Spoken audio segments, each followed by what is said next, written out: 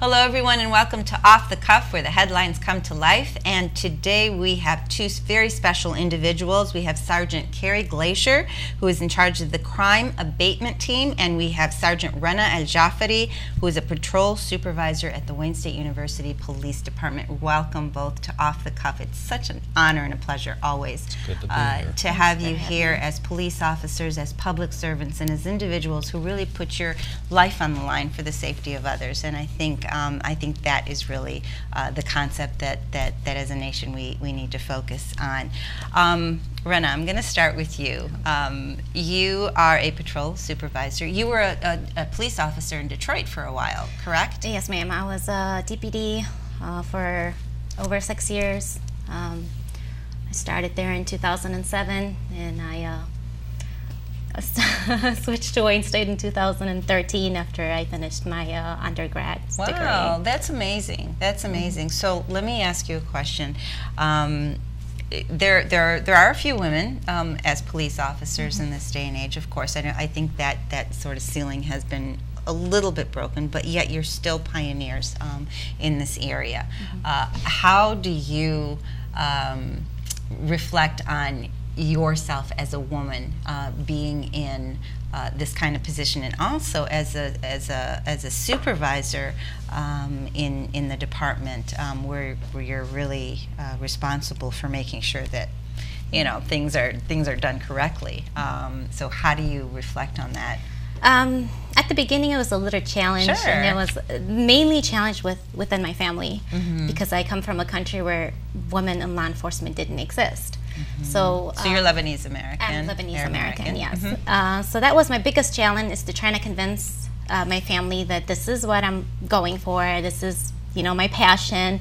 And it all started out with me seeing a female officer downtown Detroit when we moved to the U.S., and that's what you said. I want to do I was that. like, I'm going to be just like her. And then, so that was my biggest challenge at the beginning. Training for female police officer, they can be a little bit harsher on you because they want to make sure you can handle the job. You can do just like it's grueling. What a man does, the male police officer does. So once you get over that, I don't feel like there is too much of a challenge for me as a female police officer on the road, as long as you treat people with respect, and you treat everybody the way they treat you. And I don't think it matters if you're a female or male or. So I've never had an issue where somebody said, "Well, I don't want to speak to you. I want to speak to a male officer." Really, Yeah. That's great. Well, that speaks scores to your presence and your talent as a police officer. Right, and the way you carry yourself and the way you speak your to presence. people. Absolutely. Cary, you are the head of the Crime Abatement Team at Wayne State University. So what exactly does that mean? What do you do? What we do is we're a plainclothes unit. We still have gear. I mean, it still says police, but we're in plain clothes, a little more comfortable. We basically look at a crime feed. We look for patterns of crimes, whether it's robberies, whether it's larceny from auto crimes, and what have you throughout Midtown. Wayne State's real safe, but we have a secondary area which is. So it's Midtown. not just Wayne State University that you patrol. You are on the outskirts as well. Yeah, we are sworn Detroit police officers, but we have our own giant department. Pretty much a lot of suburbs, our patrol area is larger than them, and our manpower is sometimes two times, 3 times the size, depending on the city. But my officers look at the crime feed, which is the reports that are processed, and we see if there's a pattern, we will go attack that pattern. So if it's B&E autos in a certain neighborhood, we will use bait cars, we'll do surveillance.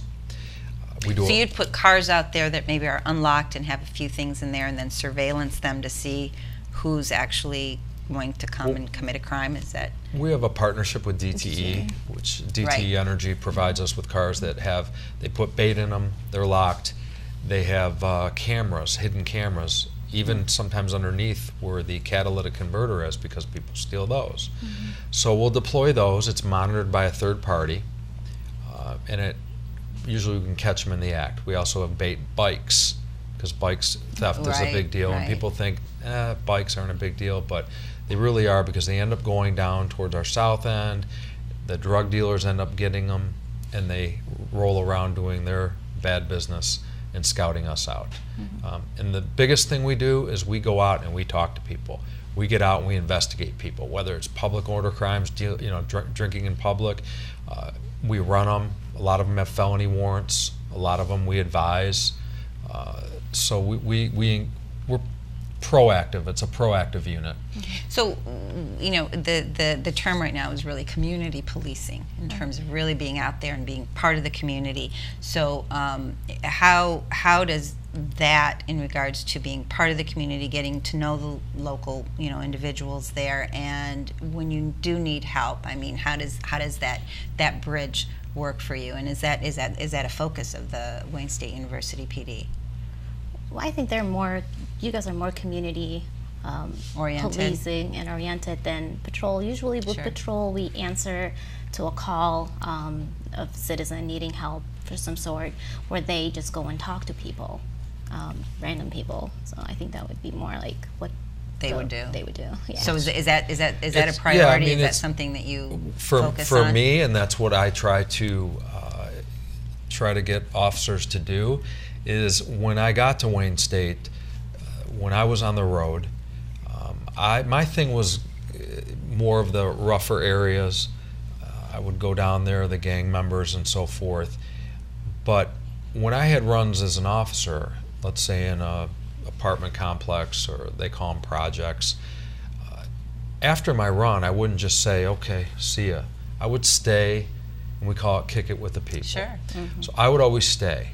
And I remember little Leandre was a little kid, and they were like, no, he's afraid of police, he won't come to you.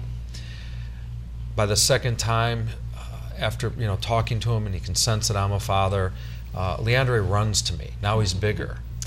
And so if you engage with them and show them and humanize the badge, and a lot of times I literally will do this.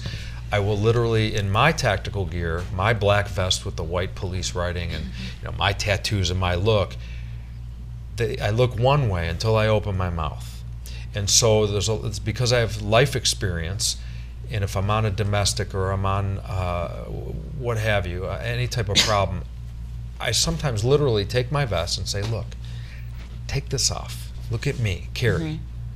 Okay. I'm talking to you as a person, okay? And what happens is, in their head, they're like, okay, cops don't talk this way. That's unusual. My personally, I have a calming effect. I don't amp it up. My job is not to make things worse. I don't believe our jobs in general to make things worse. You're a social worker with a gun. And if you don't like people, then you have no business being in this business, especially when it's a vocation where people are where people are calling you because things are bad. Right. Things have hit rock bottom. Family, friends, no help. They're calling us.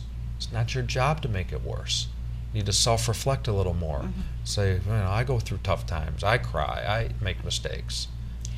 And it is a life and death kind of situation in regards to any call that you get, sometimes minor, sometimes major. You really don't know what you're going to see once you're there. And the split decisions that need to be made are really, really, really major, and those can really reflect whether you have a successful call or you have something that has gone totally wrong.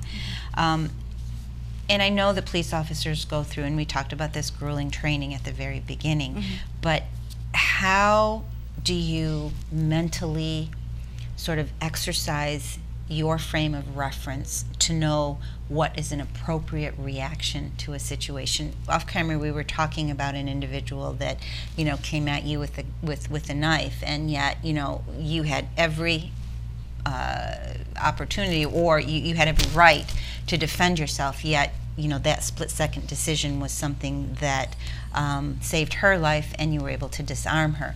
So how are you trained, if so, to make those split-second decisions when you're out there? Rana, have you experienced that kind of thing? While you're in the academy, you're doing the PT, you're doing the practice, they're doing the physical part with you, but they also tell you that while you on the street, try to imagine a situation where something bad is about to happen to you. How would you handle it? Because we all think that, okay, it happened to him or her, it's not going to happen to me. So they want to put you in that state of mind Sure. where anything could happen Anything to could anyone happen. at any time. A simple run from, he took my keys, boyfriend, girlfriend trouble, can end up deadly, So what we do is A simple traffic stop could right. end up deadly. And we tell the officers right now, be safe, back each other up. The main thing at the end of the shift, we want everybody to go home. Safe to their families. So, yeah, I mean, beside the stuff that they tell you while you're in training, I think individually I would assess the nature of the run. What am I responding to? Am I responding to a domestic violence? I monitor what the officer are responding to. Is it a run for 2 cars, or should we send more cars? Do we need more officers for more moral support? It's always be safe than sorry. Absolutely. Especially with the tragedy that we were faced. Absolutely. So Cary, Rana, from what I'm getting from you too, it's an individual kind of response as well. I mean, I don't care how much training you get. Right. It's that individual and their mindset and how they really interpret what's coming at them. Right. So what is your take on that? Well, it's the same thing. I mean, like I said, one thing I do have to credit Wayne State with is that we're not left with our training from the academy. Mm-hmm. Right. We are going through ongoing training, whether it's cultural diversity, whether it's firearms, PT. yeah, PT. So we're always going through training. There's the rules, the unwritten rules, like I had told you, this 21-foot rule, where if somebody is within 21 feet with a knife, technically they can close in on you and get to you before you can get your weapon out and stop the threat. However, in my situation at one point, you got to look at the totality of it and your own training and your own abilities. Sure. And I had a mentally ill female who spun around and missed me. I don't know how she missed me with an 8-inch butcher knife up here. Drew my gun, there were 3 officers, told her to drop it, but then I didn't feel unsafe anymore, personally, because I felt with some of my training, because I have a lot of extensive defensive tactics, but between Krav Maga and Brazilian Jiu-Jitsu and being an instructor in a lot of stuff, I felt that there were, for lack of a number, there's 20 ways you can disarm her, Cary. And whether it was ripping my shirt off or using spray, I ended up diverting her, drawing her attention somewhere, and taking her down to the ground. And she was disarmed. I had a prosecutor tell me, this was a good shoot. Okay. So my rule is just because you can technically shoot, I don't believe that you should. Got to really assess the situation. Absolutely. If there was a big guy coming at me and I felt like I can't handle the situation, well, then it might be a deadly force option. It depends. Yeah, absolutely. And it's those split-second decisions that Right. you've got to make. And so, what goes through your mind is vital in regards to that. So I'm sure that there's a lot of training to do that, because I mean, if I saw somebody coming at me with a knife, and that's not something that I've been trained to deal with, it would be like, I'd either scream, I'd either run away, or or if I had a gun, possibly. Right. So that training and that mindset is really Right. really vital and really important. We were talking off camera again. I had watched a little segment from Trevor Noah, who was a TV personality, and he talked about everything that has been happening and really the environment for police officers and within different communities. And I think. I have the utmost respect, and I've had a couple of chiefs on the show as well, from Wayne County and a few other police officers, and our police chief here in Dearborn Heights.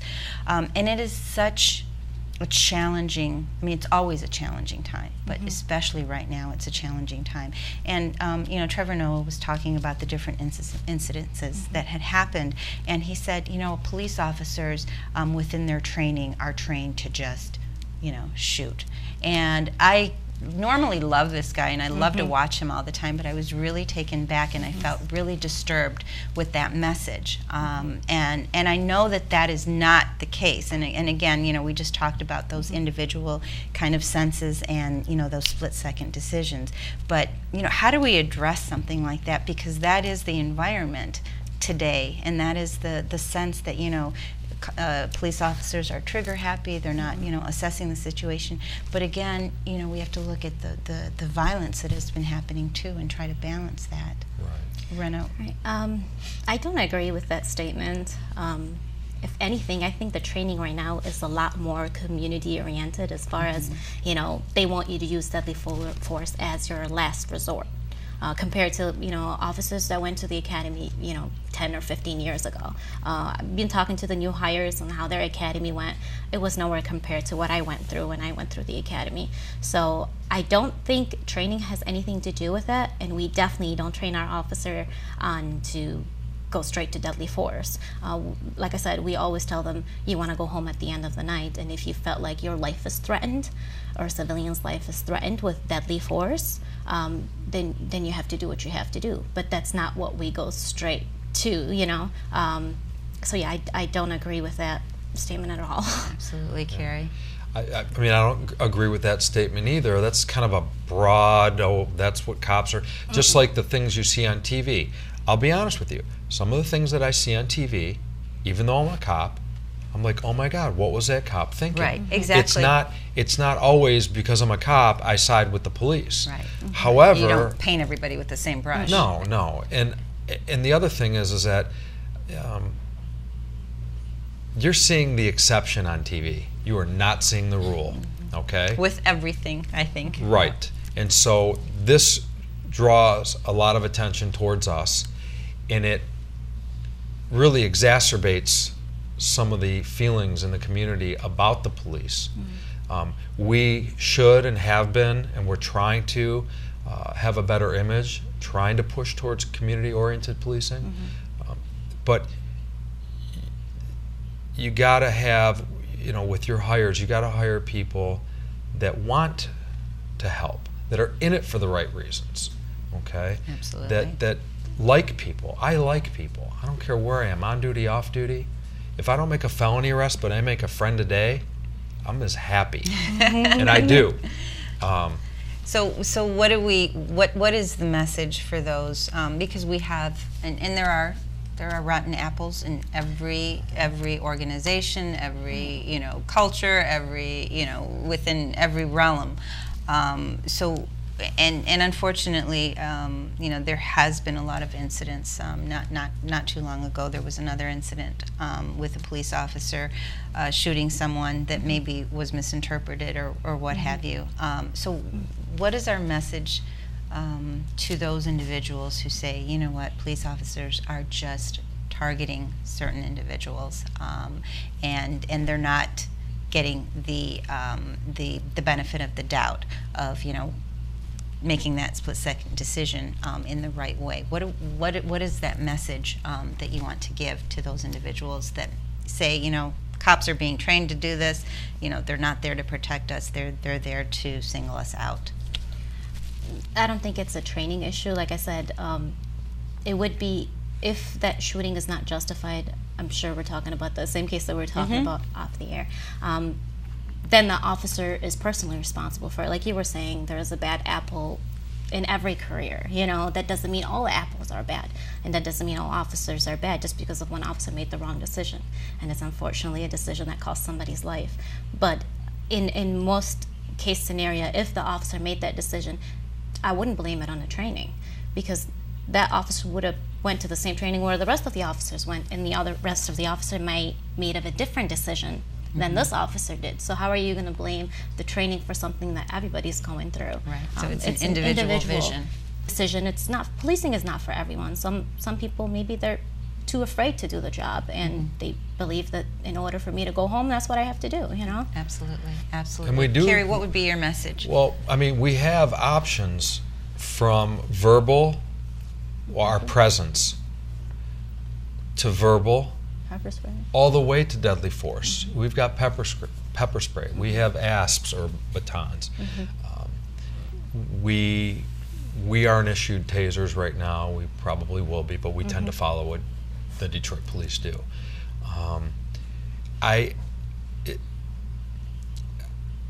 There are other options. I mean, I think on first contact, my experience has been, I don't walk up to a car and say, driver's license, registration, proof of insurance. Well, why did you stop me? I said, give me your driver's license. Really?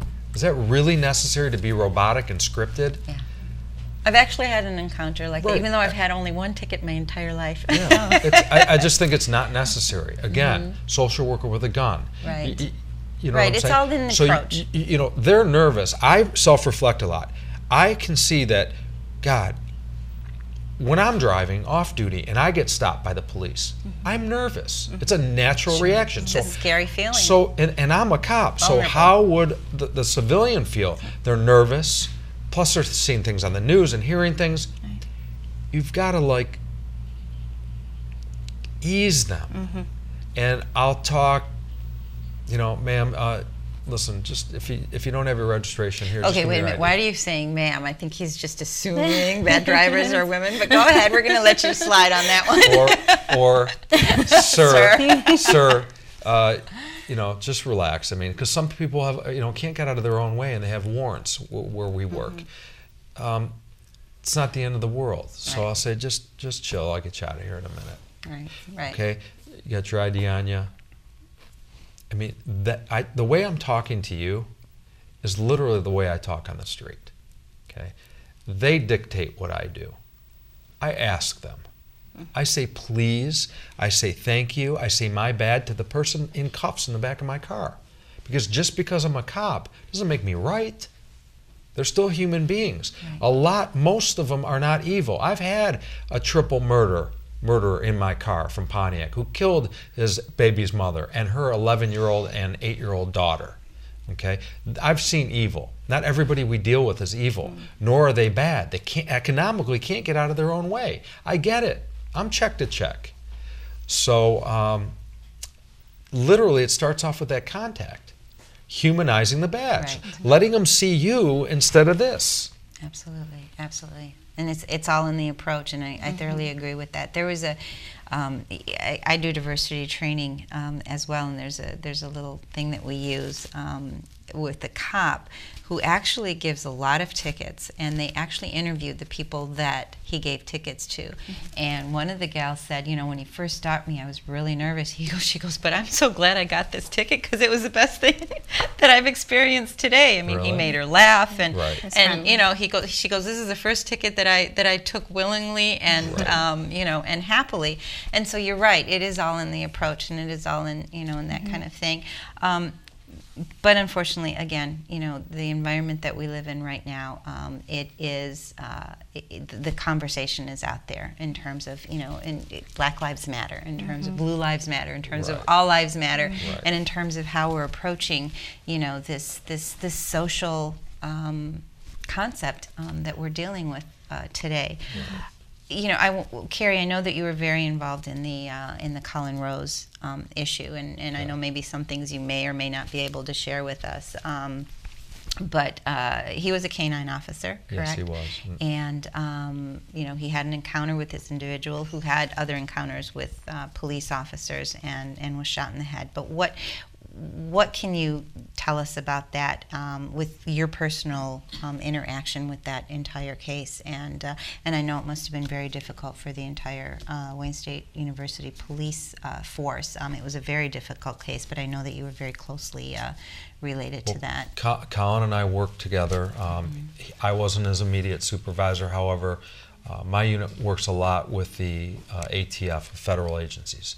And Collin and I both, probably about sometime last year, we both got an award from the ATF, the Alcohol, Tobacco, and Firearms, because we work with them a lot. What happened to Collin, it could have happened to any of us. Collin was doing a street investigation. And after this perp shot both Detroit officers, which I was first on scene for, and my crew, in looking at it, nobody did anything wrong. In other words, had I been there, I think I would have been shot. Okay? It was one of those things where they have a jump on you sometimes. And that was the unfortunate case. It was our first death at Wayne State in the line of duty. Collin was everything that everybody said he was. He'd come in my office, "What's up, boss? What do we got today?" Excited. But you had a guy that was hell-bent on killing cops, and hopefully he'll pay the price. But as far as Collin doing anything wrong or could have done something different, no. was circumstantial. We all put ourselves in that spot. We did. What would we have done? The 2 Detroit officers who are friends of mine, Collin, really nothing. That's just really the nothing. line of duty. The line of duty. Sometimes you're just in those positions where it's just not. And he had the jump, and that's where you don't let your guard down. This is an elderly, somewhat mentally ill, who you would look at and say he's no threat. He was a threat. Not only did he kill Collin, but he killed 2 other officers. And from what I heard, he was deliberate in reloading. He was a good shot, and I mean that. Well, target shooting, maybe. Yeah. Right. And so anybody can be a threat. And if there's a small kid or an old man or a small lady who's 80 years old, they can still pull a trigger. Absolutely, absolutely. I do have one question that I want to ask you prior to concluding. We've only got a couple more minutes. I know you're on campus, Wayne State University, and marijuana has been really a real huge kind of topic lately. The medical marijuana, legalizing marijuana. What is it like on campus with trying to deal with that, and what kind of tolerance is there with the police department? Or is it even an issue? It's not even an issue. Really? Okay. Not with the medical marijuana. We have 0 tolerance for drugs on campus. We haven't had any encounters where we had an issue with medical marijuana cards. And what kind of issues do you have with the medical marijuana? We haven't had any. We haven't had any. Wow, on a campus with that on big. Campus. Okay, Yeah, so it's we not really an don't issue. do it. All right, Wayne State, my alma mater. Yeah. Absolutely, Haven't had representing. That's wonderful. Cary, what would be, if you had a message for what you do and you wanted people to know, what would be your particular message out there in terms of what you do, your vision, and your service to the community? My vision and my service is I'm passionate because I truly do like people, love people. And like I said before, you're a social worker with a gun. I try to touch a life a day. Touch a person a day, okay?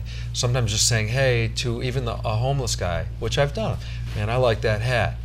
I mean, look, the cops don't say that, but Cary does, okay? So maybe what I do makes it easier for the next officer. Lead by example. Absolutely, but again, it's me. I was this way, I'm off duty, I'm this way in here, and I'm no different out on the streets. This is the way I talk and handle myself. Absolutely. They dictate what I do. If they want to go south, it's You'll not go where I south. want to go, but I'll go south with them. But that usually never happens. And that's a testament to your character and presence. Rana, what about you? What would be your message? Closing statement would be, we're one team. It's not us against the community. It's us working with the community, and we need them as much as they need us. Certain cases we wouldn't be able to solve without their help. And that's why I think more communication, more training maybe, training the community what police officers go through on a daily basis can help, show them what we're faced with and what kind of a decisions we sort have of to make. reverse cultural competency too, to let people know what you Right, you and deal Detroit with. offers that. They offer like a police academy Yes, just to show them absolutely. what they go through. Very familiar with I that. think That's wonderful. We're one team. Absolutely, and we're going to close with that. We are one team as a community, as a police entity, and we're there together to keep each other safe, basically.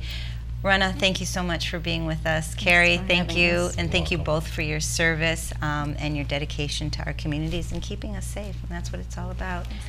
Thank you all for joining us on Off the Cuff. Be safe.